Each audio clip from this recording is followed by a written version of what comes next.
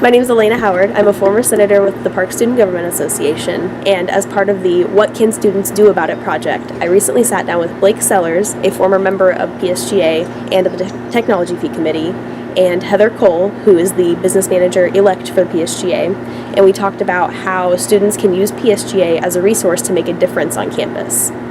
So my name is Heather Cole. I am a sophomore at Park University, and I am currently the business manager for 2018 and 2019 school year. What would you say that PSGA's main function in terms of like student organizations would be? So I feel PSGA is always to further students' educations here, make it their best experience while they can at Park. And as the business manager, I feel like since we have the funding coming in, we should allow as many students to go on as many trips, projects, or whatever they have ideas for parks, because if it's going to further their learning, or if they're going to bring anything education back to Park, or if they even just have an idea to make Park better, I want to try to give as many fundings to those as I possibly can. And there's always also other places they can go to fundings after they come to us. We'll assist them if they don't have enough fundings. What are some of the other places that can provide funding? Academic affairs is one of the most common that a lot of people, after they go to PSGA, if they don't get enough funding, they go to. And then I know a few people have, like the president has also helped with funding for a couple of clubs or organizations too. So if a student has an idea about something specifically on campus, like not with an organization, that they're wanting to improve, what would you suggest to them? I would suggest on the website there's a thing called special allocation, and you actually don't have to be in a club or organization to submit one of those. And then they could come to the budget committee and we can kind of help them after they submit that allocation. I'd send them an email and help them figure out how we can help them with this idea on Park University, and PSGA can sponsor and help with them too. Yeah. So the website to go and get a general allocation or a special allocation would be psga.park.edu. Which, I mean, with all of these avenues for resources, there are going to be some kind of like restrictions and requirements and that sort of thing. So it's not like anybody can just like walk in and get the money. Of course. Yeah. We especially want to make it so if we, like I mentioned before, if you're giving back to Park University in any way of bringing education back, or you're learning something from your trip, or you're adding something to Park University, if you have an idea, like we've added the microwave that is now in Thompson, or things like that, those are always ways that you can come. It's always supposed to benefit Park in the long run, though. And that microwave actually came directly from a student suggestion, right? Yes, yeah, correct. Exactly. So I would say PSGA is like a solid resource for empowering students and then also like improving Park in general. Yes, right? of course. Cool. Are students able to like attend PSGA meetings and give feedback and that sort of thing? So PSGA meetings are open to any student or staff at Park University. We love to have people feedback or anything. It's always on every Friday at 12:15 in the boardroom down in the underground. One of the really cool things that the budget committee did this previous school year in 2018 is the Business Investment Club got to go and see Warren Buffett, which was something that such a small school like Park University has never been able to do. It was one of the small schools that got like a one-on-one with Warren Buffett, and we were able to fund them to be able to go to their convention and everything. My name is Blake Sellers. I was the chair of Environmental Committee and vice chair of Technology Fee Committee. I am a business administration major, and I'll graduate on May 12th. So. Cool, thanks. So what are some of the projects that Environmental Committee completed this year, and where did you get the idea for those projects? Environmental Committee, we completed a number of projects. The first one being, we kind of have this role that we take care of all the clocks on campus, and I'm not sure how we got it, but we went ahead and did it, and we found where all the clocks are supposed to be on campus and in all the classrooms, and got those done. There wasn't a really good system for recycling on campus in the dorms themselves. There's like recycling bins all over campus, but not in the dorms. So we put a recycling bin in every single dorm room, and then made sure the students know that you can recycle now. Try It's like you don't have to sort it. So basically, you can just put it all in one bag and put it into a container, and off it goes. And so it's really easy. So we did that, and then we also put on a 5K like we do every year for Earth Week. And this year we had a pretty good turnout. We had about 60 or so people, which was a personal best for us. So looking forward to passing some information on to the next group and hopefully get closer to 80 to 100 people next year. Yeah. So yeah, the 5K is actually really cool because instead of charging like a registration fee, like a lot of 5Ks will, we just asked that people donate a couple canned good items for harvesters. And then we also did some raffle prizes. And so the raffle tickets will cost 2 canned goods as well. So we collected a lot of donations to go to harvesters, and that was really cool. Yeah. And then I think both the clock idea and the recycling bin idea came from just the fact that we were hearing student feedback about that. Like I would be in class and hear somebody complain that there wasn't a working clock in the classroom, or we heard that the system in the dorms before, like there was some kind of recycling, but it was like only on one floor and just not very convenient. And so we were able to take in student feedback and use PSGA funds to make changes that would benefit the students. Two of the main things like we've got the most feedback from, like the most positivity from, would be the kiosks on campus, both the e-kiosks and the laptop, where you can go and rent one out for like 4 hours or so. That was last year. I was still on Tech Fee committee, but that was last year. So we have them all around campus, and we were getting feedback from students. The printers, they were free at the time, but you'd have someone print off 200 pages, print off their whole textbook. So we were trying to save some money there, and save some paper. And then the printers, the laptops, not everyone had access to that, and so we thought it'd be a great opportunity to put those around campus and let students use those for free. And those were both funded by technology fee money. Where does the technology fee money come from? Students that go to this campus are charged $10 per credit hour for that technology fee money. So, if you take 150 credit hours, you're paying $1,500 for it. So, but from that, you get for a full 4 years. And then from that, you would get, the laptops already. So there you go. There's $1,500. You get the laptop usage. If you're spending money on a good laptop, you're paying $1,500. So.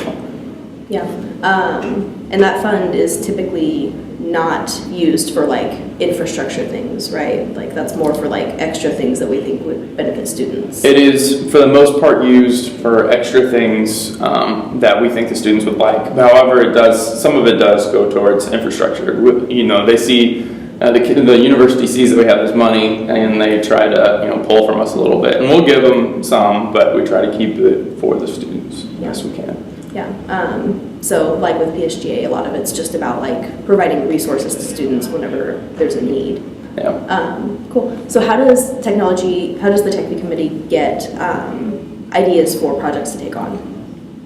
A lot of it is talking to students. The chair this year and me, the vice chair, both lived on campus. So we hear things in the dorms and whatnot. So we're hearing things. We put out surveys. We do a lot of research on surveys.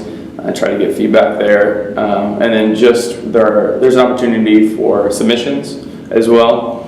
So people can submit ideas via our website, and we look at those as well. So. What is the website? I don't know the website, I'm sorry. Can you find it through psga.park? Yeah, I'm sure you can. Yeah, so you can find that through psga.park.edu.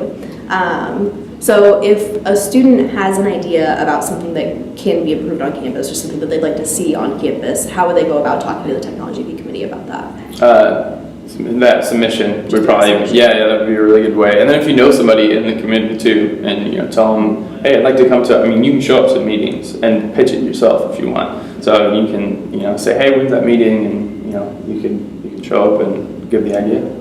So those meetings, are they open for all students? They are open for all students. We don't have a lot of students that come to them because, we send that information out to everyone. We say, hey, come on, come to our meetings. We want student feedback on it, but it's hard to get people to show up to some of those meetings sometimes. People have class. So. What's just a basic rundown of the decision-making process? Like, if Tech Fee has an idea, how does that turn into reality, I guess? Is there like a voting process? Yeah. So first, before that, we would, look into it and see if it was worth it. Sometimes we'll put out a survey. Sometimes we'll just talk to students about it and see what they think. But if we think it's a good idea and we want to move forward with it, we'll do the research, find the appropriate amount of money that that we need to allocate, and we would someone would make a motion to allocate the money in tech fee, and then we would vote on that as a group. And then if it's over $300, it would go to PSGA to be voted on as well. So it has to pass a majority vote in PSGA. So there's a little bit of vetting process there. We always have discussion about it, and we say, here's what we heard, here's why we're doing this, and that money still comes from tech fee. So PSGA approves. Yeah. So for the most part, like with PSGA or like with PSGA's funds, it's all going through the student elected officials. Yeah. For approval. Yes. It goes. In this case, it goes through both the people that have been chosen to be on this committee because they're maybe a little more tech savvy, or they wanted to be a part of this, and then it goes through the elected officials also. So it's it's double. It's voted on twice.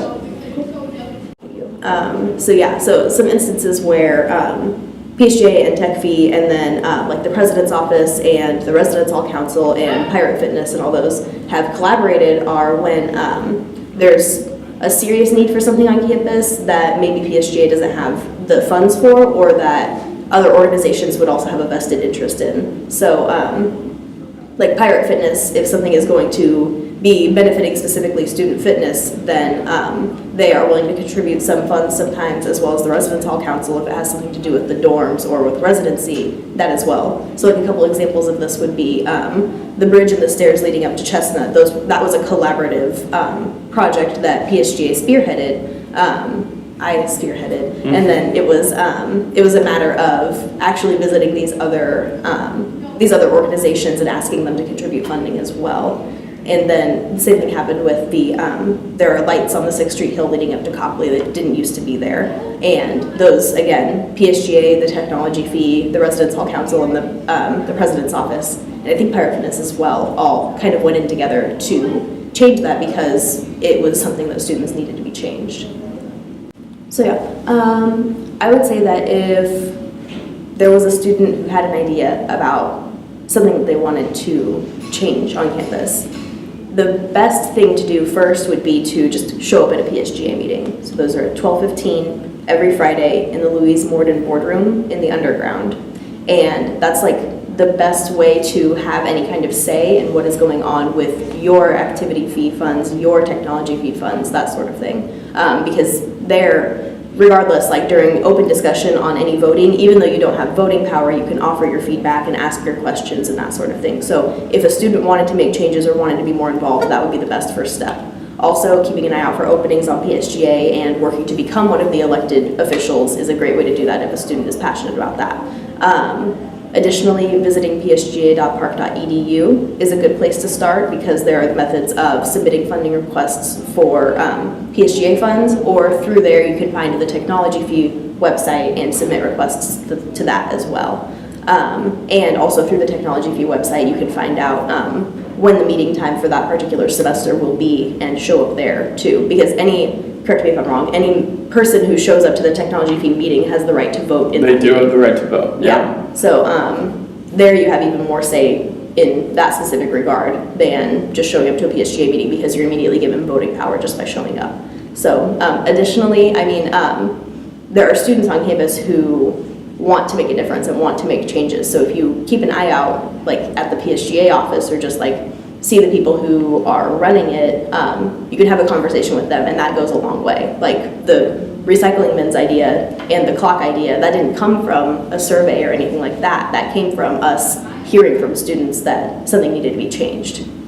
Yeah, absolutely. And going back to one of the points you made about maybe getting involved on campus, try to become one of those elected officials. Mm-hmm. I think that's the best way. And I thought that was crazy whenever I came in. I was like, I'm not going to be part of student government or anything like that. But I saw what they were doing on campus. I could see they were actually making real changes. And the tech fee specifically has this pretty large budget to use. And I thought, I want to help distribute those funds. And so that's what that's what I did. So I tried to become an elected official, and I think it's been really rewarding for me, to do that, and you can see changes happen on campus, and I thought that was really cool. Right. So that's what I would encourage. It is really empowering to realize that there is money there specifically just to help students out, like just to make student life better.